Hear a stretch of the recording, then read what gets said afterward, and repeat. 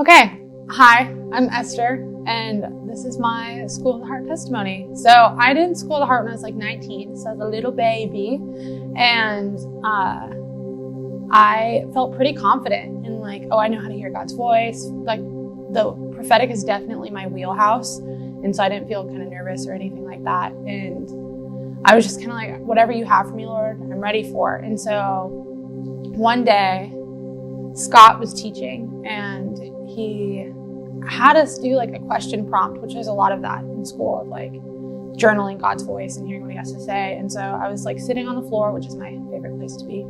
And I asked the Lord whatever question it was. And the Lord told me, he said, Esther, he said, you are my decision.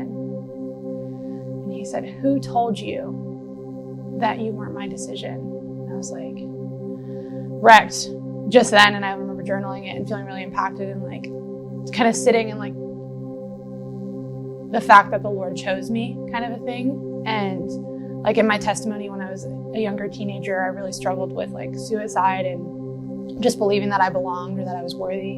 And so the crazy part of the testimony is though, I got in my car and I put on Upper Room because I love Upper Room. And the song that I'd never heard before called The Father Song came on. And one of the lyrics in the song is, you are my decision. Who told you that that you were not my decision? And I just got absolutely wrecked.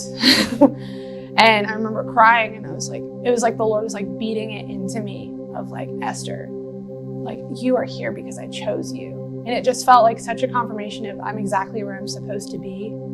And to anyone watching this, I just want to say that like you were God's decision, and he's the one who chose you, and he knit you together in your mother's womb.